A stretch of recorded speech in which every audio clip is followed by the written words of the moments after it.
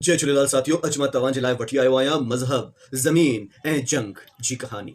साथियों, ही कहानी आहे इज़राइल ऐं हमास जे विच में छिड़ियल संघर्ष जी। हमास ऐं इज़राइल जे विच में छिड़ियल संघर्ष में हिकु तरफ़ आहे एतिरी आलीशान इज़राइल जी सेना, त ॿी तरफ़ आहे आतंकी संगठन हमास, जेके चाहे थो कि वरी सां फ़लस्तीन ज़िंदा थी वञे। साथियों, मूंखे ख़बर आहे कि तव्हां सोचंदा हूंदा कि इहो इन कहानी जो शुरुआत कॾहिं थी, छा आहे कारण इन कहानी जो, छा केवल हिकु राति में ही एतिरी वॾी जंग जी शुरुआत थी वई, छा आहे वेस्ट बैंक, छा आहे हमास, छा आहे फ़िलिस्तीन, छा आहे इज़राइल ऐं छा आहे इहो जंग जो असली मक़सद, छा आहे गाज़ा पट्टी जिते इहो लड़ाई छिड़ी पई आहे। अॼु मां तव्हांखे सभु कुझु ॿुधाईंदुमि। साथियों, इज़राइल ऐं हमास जे विच में जेको इहो युद्ध शुरू थियो आहे, इन में हेसि ताणी 2000 खां वधीक माण्हू मारिया चुकिया आहिनि। ऐं अगरि तव्हां चवंदा कि लास्ट वीक में शनिवार जो हमास जे हमले खां पोइ इज़राइल बि युद्ध जी घोषणा करे छॾी आहे, युद्ध न हिकिड़े आलीशान, हिकिड़े एतिरे वॾे खूनी युद्ध जी, जंहिंमें हींअर तक़रीबन घणई महीना लॻी वेंदा। असां पहिरीं ॾिसी रहिया आहियूं कि यूक्रेन में ऐं हिते तव्हांजे रशिया में युद्ध जेको छिड़ियो आहे, उन में तक़रीबन 1.5 साल थी चुकिया आहिनि।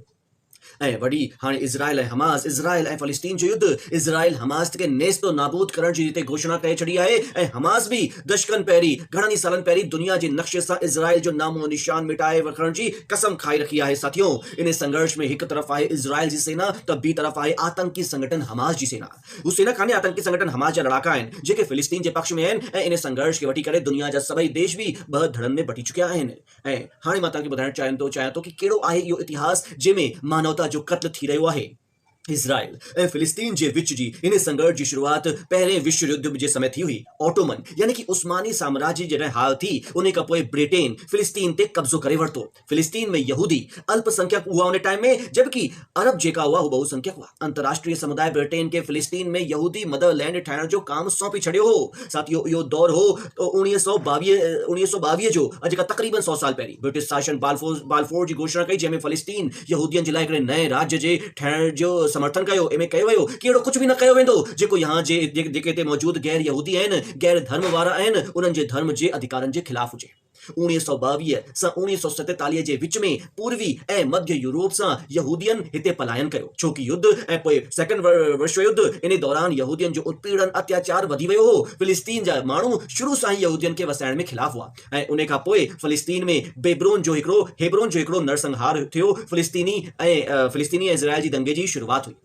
फ़िलिस्तीन में जीअं जीअं यहूदी वधंदा विया, कई फ़लस्तीनी विस्थापित थींदा विया, ऐं हिते खां ई ॿिन्हिनि जे विच में हिंसा ऐं संघर्ष जी शुरुआत थी वई। 1947 में संयुक्त राष्ट्र फ़िलिस्तीन खे यहूदी ऐं अरबनि जे लाइ 2 अलॻि अलॻि मुल्क ठाहिण जो प्रस्ताव पास कयो। यहूदी नेतृत्व में यहूदियुनि चयो कि हा, इहो असां इन में हामी भरियूं था, पर अरब पक्ष वारा मुसलमान माण्हू आहिनि, उन्हनि इन जेको प्रस्ताव हो उन खे नकारे छॾियो, सिरे सां नकारे छॾियो, ऐं इन खां थींदे ई इज़राइल जो जन्म थियो ऐं संघर्ष जी शुरुआत थी। साथियों, ब्रिटिश शासन ॿिन्हिनि जे विच में संघर्ष खत्म करने में त नाकाम रहियो, पर हू पीछे हटी वियो, ऐं हिते यहूदी नेतृत्व इज़राइल जी स्थापना जी घोषणा कई, ऐं UNGA संयुक्त राष्ट्र महासभा तत्कालीन फ़िलिस्तीन खे स्वतंत्र अरब ऐं यहूदी राज्यनि में विभाजित करण जो प्रस्ताव वरी सां रखियो, ऐं वरी सां अरब जे नेताउनि इन खे ख़ारिज करे छॾियो। 14 मई 1948 जो यहूदी नेतृत्व हिकिड़े नए राष्ट्र जी स्थापना कई, ऐं इन राज्य जो नालो हो इज़राइल। ऐं इन ई साल घणनि ई अरब देशनि इज़राइल ते हमलो करे छॾियो, ऐं इन लड़ाई में फ़लस्तीनी जेका लड़ाका हुआ, हू ढाढे नमूने हिस्सो वरितो। इन जंग में यहूदी भारी पड़िया, ऐं 7.5 लख खां वधीक फ़लस्तीनियुनि हुते खां पुणिया भॼी विया, ऐं उन्हनि खे पड़ोसी देशनि लाइ कतर में, ईरान में शरण वठण जे लाइ मजबूर थियणो पियो। युद्ध त शांत थियो 1 साल खां पोइ, पर संयुक्त राष्ट्र जेको आवंटित कयो हो क्षेत्र फ़लस्तीन खे कि इहो तव्हांजो आहे, हू इज़राइल जो आहे, उन्हनि हू बि वधीक उन मां बि वधीक हिस्सा उन गंवाए छॾिया। यहूदियनि चयो कि असांजो इहो आहे स्वतंत्रता संग्राम, ऐं इज़राइल असांजो जन्म थियो आहे, यहूदियनि जो हिकिड़े राष्ट्र जो जन्म थियो आहे। ऐं उन टाइम ते फ़लस्तीनियनि चयो कि इहा आहे द कैटास्ट्रॉफ, यानी कि अल नकबा, यानी कि इहा आहे असांजी ज़िंदगी जी सभिनी खां वॾी तबाही। साथियों, हाणे असां ॼाणूं था कि छो आहे इन संघर्ष जे केंद्र में येरूशलम जो नालो तव्हां घणेई टाइम ते ॿुधियो हूंदो। असां तव्हांखे ॿुधायूं था येरूशलम छो आहे इन संघर्ष जे केंद्र में। 1948 जी जंग में फ़िलिस्तीनियनि जो काफ़ी सारो हिस्सो जेको आहे इज़राइल जे कब्जे में अची चुकियो हो, ऐं 1949 में आर्मी स्टाइस लाइन विच में खींची वई, जंहिंमें फ़लस्तीनियनि खे 2 क्षेत्र थिया। फ़लस्तीनियनि जा 2 क्षेत्र बणिया, हिकिड़े जो नालो हो वेस्ट बैंक ऐं ॿिए जो नालो हो गाज़ा पट्टी।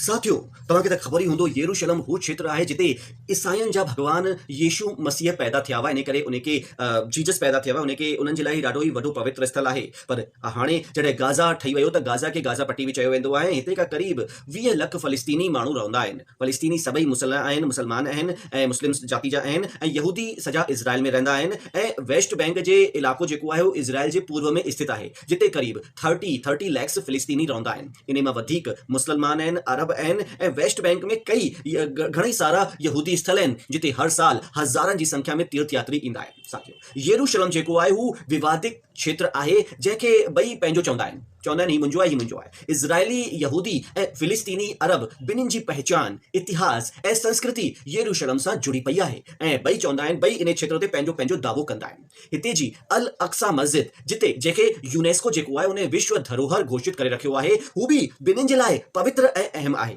इन पवित्र स्थल खे यहूदी चवंदा आहिनि कि ई आहे असांजो टेम्पल माउंट, जॾहिं मुस्लिम माण्हू चवंदा आहिनि कि ई आहे असांजो अल हराम अल शरीफ मस्जिद। हिते मौजूद डोम ऑफ द रॉक आहे, जंहिंखे यहूदी धर्म में सभिनी खां वॾो पवित्र धर्म स्थल चवायो वियो आहे। पर पैगंबर मोहम्मद जो जुड़ाव बि इन जॻह ते हो। इन कारण सां मुसलमान माण्हू बि इन खे पंहिंजो मञंदा आहिनि, पंहिंजो दावो कंदा आहिनि। इन परिसर खे जेको मैनेजमेंट थींदो आहे, उन जो मैनेजमेंट संभालंदो आहे जॉर्डन जो वक्फ बोर्ड, पर सुरक्षा जो जेको सॼो इंतजाम आहे हू इज़राइल जे अधिकार में आहे। अल अक्सा मस्जिद परिसर खे वठी करे लंबे टाइम सां ॿिन्हिनि देशनि में विवाद छिड़ियो पियो आहे। 2 साल पहिरीं बि 2021 में 11 ॾींहंनि जो खूनी संघर्ष थियो, जंहिंमें घणई जानूं हली वयूं। हिते जो मुस्लिम माण्हू हिते नमाज़ पढ़े सघंदा आहिनि, पर गैर मुसलमान माण्हुनि खे हिते केवल एंट्री मिलंदी आहे, पर इबादत करण जी पाबंदी लगी रही आहे। पर पिछले लास्ट ॾींहंनि में असां ॾिठो कि यहूदी फसल उत्सव सुकोट जेको थींदो आहे, उन जे दौरान यहूदी ऐं इज़राइली कार्यकर्ताउनि हिते जो दौरो कयो ऐं हिते पंहिंजी प्रार्थना बि कई, जंहिंजो हमास ॾाढी ई निंदा कई हुई। आख़िर असां इहो ॼाणणु चाहियूं था कि हमास छा आहे, छा शइ आहे हमास? त साथियों, 1970 जी ॻाल्हि आहे। फ़लस्तीन पंहिंजे हक़ जे लाइ पंहिंजी आवाज़ूं खणे रहियो आहे। यासर अराफ़ात जे नेतृत्व में, यासर अराफ़ात जी अगुवाई में फ़तह नाले सां हिकिड़ो संगठन थियो ऐं इन में फ़लस्तीनी लिबरेशन ऑर्गेनाइजेशन PLO ठहियो, जंहिंजो नेतृत्व थियो। इज़राइल ते पहिरीं बि घणई हमला थी चुकिया हुआ, पर वरी सां इज़राइल ते हमलो थियो। क़रीब 2 दशकनि ताणी इहो जेका लड़ायूं आहिनि, 20 सालनि ताणी लड़ायूं हलंदी रहियूं ऐं पोइ 1923 में PLO ऐं इज़राइल जे विच में ओस्लो जो शांति जो समझौतो थियो। हाणे ॿिन्हिनि हिक ॿिए सां शांति जो वादो कयो, पर इन ई विच में 1987 में फ़िलिस्तीनी विद्रोह जे दौरान हमास जो जन्म थियो ऐं हमास जो सॼो नालो आहे हरकत अल मुकावमा अल इस्लामिया। इन जो जनम थियो, इन जी स्थापना थी ऐं स्थापना कई शेख अहमद यासीन, जेको माण्हू एतिरो ख़ासि न हो, पर उन 12 ईयर्स जी उमिरि में ही व्हील चेयर ते उहो यानी कि 12 ईयर्स जी उमिरि में ही उन व्हील चेयर ते ही हलंदो हो। ऐं 1 साल खां पोइ हमास पंहिंजो चार्टर पब्लिश कयो, यानी कि पंहिंजो मैनिफेस्टो पब्लिश कयो, जंहिंमें इज़राइल खे मिटाए करे फ़िलिस्तीन में वरी सां इस्लामी हुकूमत जी स्थापना जी कसम उन खाधी। इज़राइल ऐं फ़तह जे विच में उहे ओस्लो जो जेको शांति समझौतो थियो हो, हमास उन जी निंदा कई ऐं 1997 में अमेरिका हमास खे इस्लामी आतंकी इंटरनेशनल आतंकी संगठन घोषित करे छॾियो ऐं ब्रिटेन ऐं अन्य जेका US जा साथी देश हुआ, उन बि उन में स्वीकृति ॾिनी। हाणे अचे थो 2000 जो साल ऐं इन में वॾी सां विद्रोह थियो ऐं हमास इन आंदोलन जो अगवा हुओ ऐं उहो इन खे हिंसक कंदो रहियो। 2005 में गाज़ा पट्टी ते इज़राइल जो अधिकार उन छॾे रखियो ऐं हमास उन ते पंहिंजो कब्ज़ो करे वरितो ऐं 15 सदस्य वारा जेका उहो मुखिया हो, इनमें इस्माइल हनीये हो। ऐं साथियों, फंडिंग जी असां ॻाल्हियूं कयूं त इन वक़्त ते ईरान सभिनी खां वॾो मददगार आहे हमास जो ऐं हर साल क़रीब $100 मिलियन जी मदद कंदो आहे हमास खे। ताज़ा संघर्ष जे लाइ बि ईरान ते हमास खे उकसाइण जा आरोप लॻी रहिया आहिनि। ब्लूमबर्ग हिकिड़ी वॾी संस्था आहे, उन TV जो बि आहे, हिकिड़ो वॾो मीडिया कॉर्पोरेशन आहे, उन इहो इल्ज़ाम लॻायो आहे कि ईरान में घणई बैठकूं थियूं ऐं उन खां पोइ ई हमास इज़राइल ते हमलो कयो।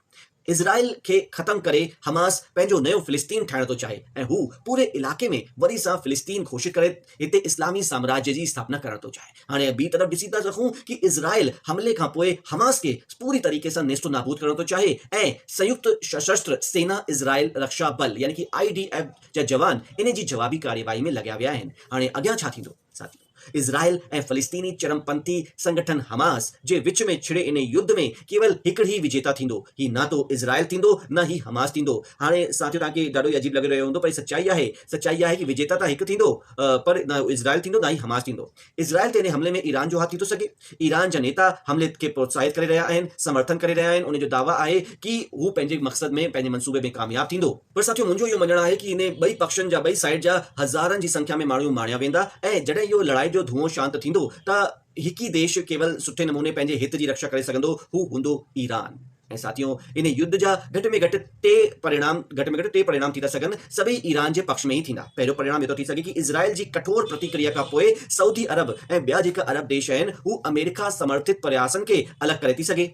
ॿियो इहो थी थो सघे कि अगरि इज़राइल ख़तरे खे ख़तमु करण जे लाइ गाज़ा में अॻियां वधणु ज़रूरी थो सम्झे, तो इन सां बि पूर्वी यरूशलम या पोइ वेस्ट बैंक में हिकु वॾो फ़लस्तीनी विद्रोह थी थो सघे, जंहिंमें इज़राइल खे घणेई हानि थींदी। ऐं टियों ई थो थी सघे कि इज़राइल पंहिंजे उद्देश्यनि खे जेको कमु कंदो ऐं ताक़त खे, मतिलबु कि इज़राइल पंहिंजे उद्देश्यनि खे घटि ताक़त सां हासिल करे थो सघे, ऐं हू तनाव जेको वधण जी संभावना आहे उन खे बि घटि थो करे सघे। पर साथियों इन जी संभावना थोड़ी घटि आहे। हाणे असां ॿुधूं था कि दुनिया जा कहिड़ा कहिड़ा देश इज़राइल जे पक्ष में आहिनि, कहिड़ा देश हमास जे पक्ष में आहिनि। ईरान, यमन हमास के खुले तौर ते समर्थन करे रहिया आहिनि, ऐं ॿी तरफ़ Bharat, America, Britain, France, Italy, Japan अहिड़ा घणेई वॾा देश आहिनि जेका इज़राइल खे समर्थन करे रहिया आहिनि। ऐं यूरोपीय यूनियन बि चयो आहे कि इज़राइल पंहिंजी देश जी सुरक्षा जे लाइ कुझु बि करे थो सघे। संयुक्त राष्ट्र, सऊदी अरब, ब्राज़ील ऐं चीन जेको आहे हू ॿिन्हिनि पक्षनि सां चए थो कि तव्हां शांत रहो, ऐं दक्षिण अफ्रीका ऐं रूस तत्काल युद्ध विराम जो आह्वान कयो आहे, ऐं तुर्की बि चयो आहे कि ॿई पक्ष पंहिंजो तनाव घटि कनि। साथियों असां अहिड़ी नमूने तव्हां वटि सिंधी में जेका बि करंट अफेयर आहिनि हू तव्हां वटि वठी ईंदासीं। असांजे चैनल खे सब्सक्राइब न कयो हुजे तो प्लीज़ कजो। वरी सां मिलंदासीं। जय झूलेलाल।